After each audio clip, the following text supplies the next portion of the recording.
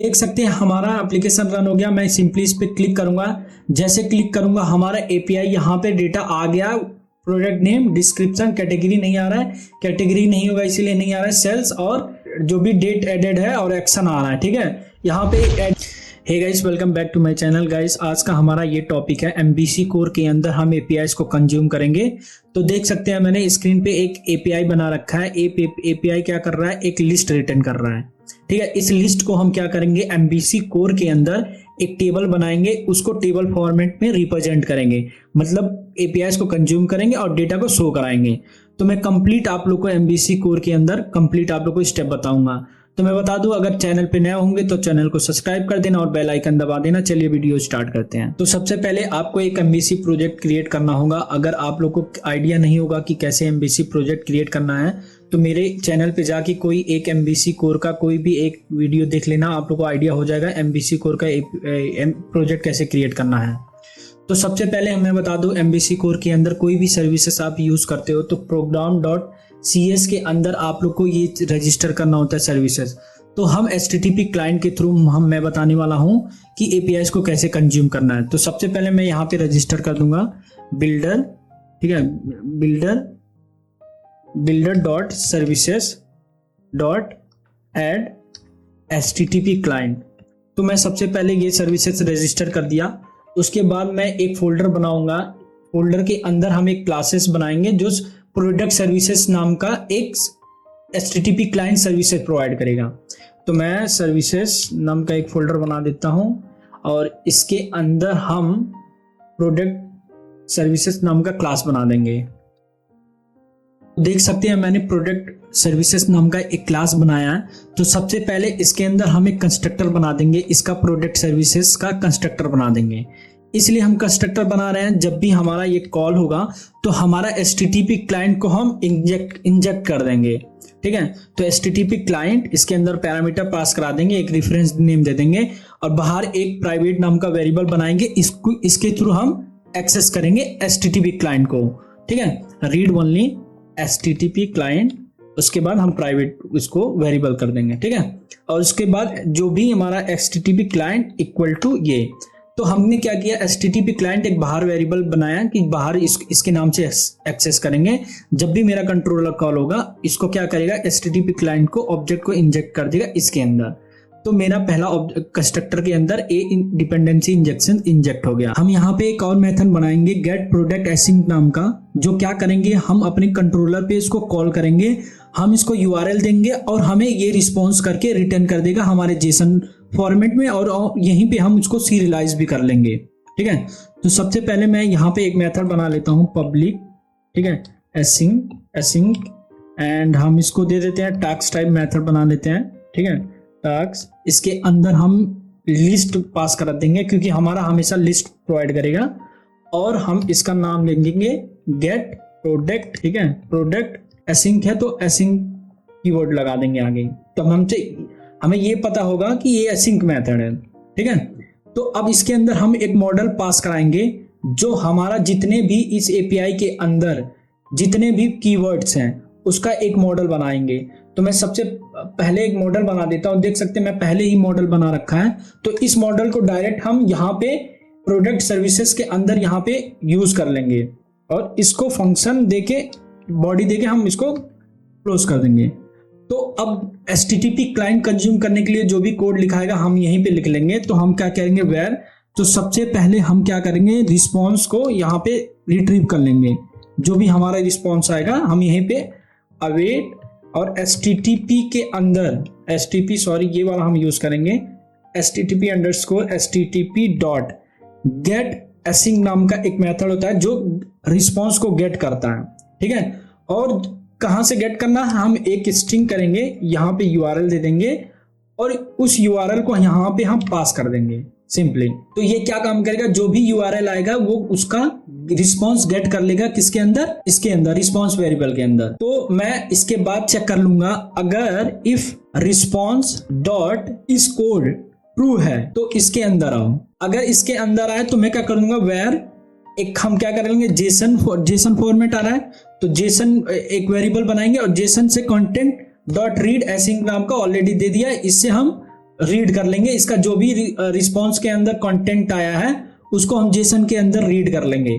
और यहीं पे हम क्या करेंगे, यहीं पे जेसन डॉट सीरियलाइजेशन नाम का जेसन अगर क्लास आप लोग को नहीं मिल रहा होगा तो आप क्या करना, कंट्रोल डॉट करना और ये वाला नेम स्पेस, पहला वाला नेम स्पेस यूज कर लेना।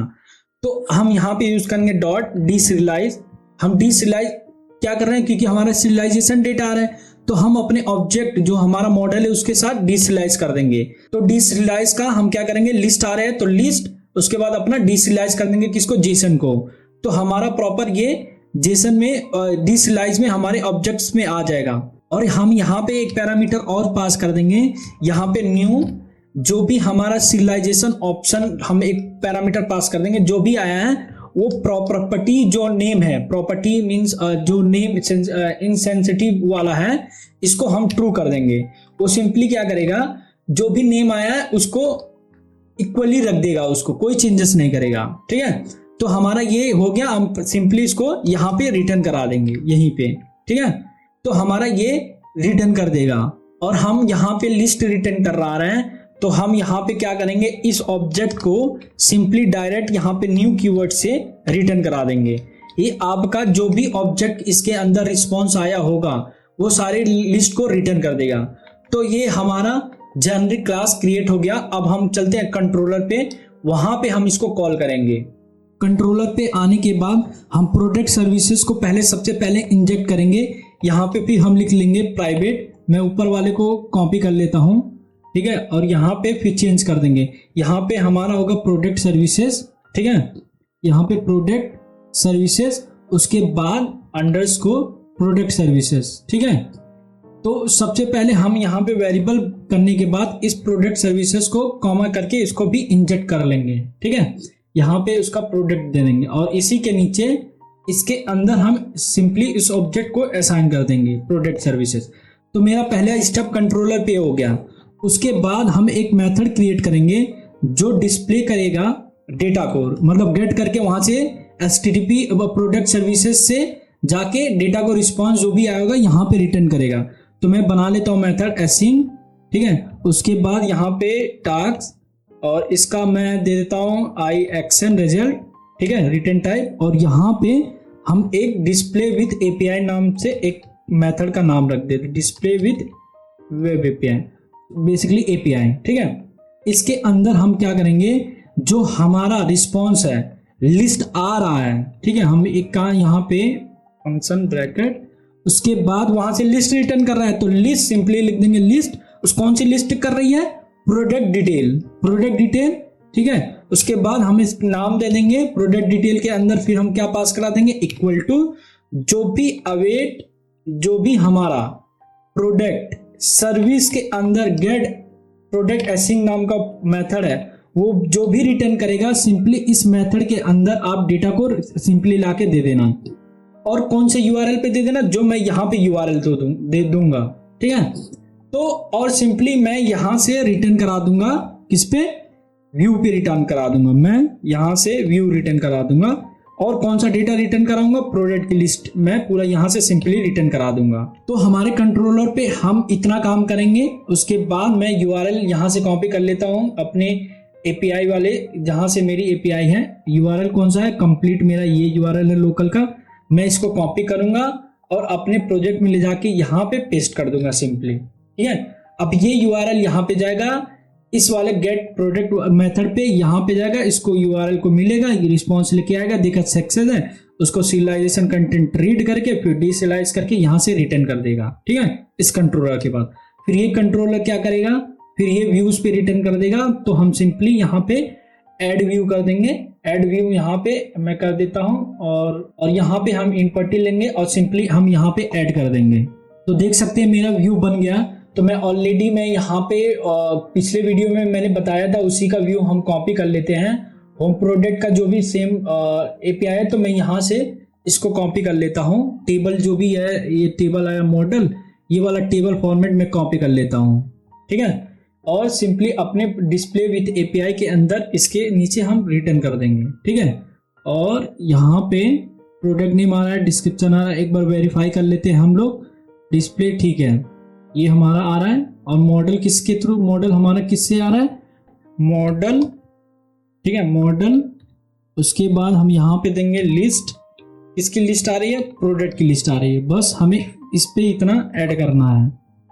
प्रोडक्ट डिटेल आ रहा है ना, प्रोडक्ट डिटेल की लिस्ट आ रही है, तो यहाँ पे प्रोडक्ट डिटेल हम पेस्ट डाल देंगे। ठीक है, तो ऑलमोस्ट मेरा हो गया। मैं एक बार चेक कर लेता हूँ, मेरा देख सकते हैं रन हो गया। तो मैं इसको अभी कट कर देता हूँ। मैं यहाँ पे एक और लिंक बना देता हूँ लेआउट के अंदर। यहाँ पे प्रोडक्ट कॉपी करूंगा, यहाँ पेस्ट कर दूंगा, डिस्प्ले विथ एपीआई। ठीक है, और यहाँ पे उस मेथड का, एक्शन मेथड का नाम दे देंगे जो हमने यहाँ पे दिया था। ठीक है, यहाँ पे हम नाम दे देंगे। फिर मैं इसको रन कर देता हूँ। देख सकते हैं हमारा एप्लीकेशन रन हो गया। मैं सिंपली इस पे क्लिक करूंगा। जैसे क्लिक करूंगा हमारा एपीआई यहाँ पे डेटा आ गया। प्रोडक्ट नेम, डिस्क्रिप्शन, कैटेगरी नहीं आ रहा है, कैटेगरी नहीं होगा इसीलिए नहीं आ रहा है, सेल्स और डेट, जो भी डेट एडेड है और एक्शन आ रहा है। ठीक है, यहाँ पे एडिट और डिलीट का मैं अलग से वीडियो बनाऊंगा। आज का हमारा गेट का था, हम कंप्लीट देख लिए। अगर मैं एपीआई, अपना एपीआई बंद कर देता हूँ, सॉल्यूशन जो मैंने एपीआई रन किया है, जैसे मैं यहाँ से बंद करूंगा, आप जो भी मेरा डेटा ये रिटर्न किया है, अगर आप रिफ्रेश करेंगे तो यहाँ पे एक्सेप्शन आएगा, यहाँ पे डेटा नहीं शो करेगा। क्यों? क्योंकि हमारी एपीआई रिस्पॉन्स नहीं कर रही है।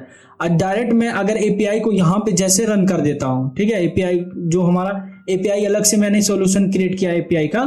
तो अगर आप लोग को आइडिया नहीं होगा एपीआई कैसे क्रिएट करते हैं, तो मैं इसका वीडियो बना दिया हूँ, आप मेरे चैनल पे जाके वहां से आप देख सकते हैं।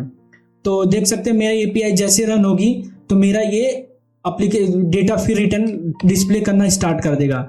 मैं यहाँ से रिफ्रेश कर दिया हूँ, अभी 2 मिनट लेगा, 1 मिनट लेगा, अब रिफ्रेश हो जाएगा, सारी डेटा यहाँ पे शो हो जाएगा। देख सकते हैं एपीआई मेरा डेटा रिटर्न करना स्टार्ट कर दिया।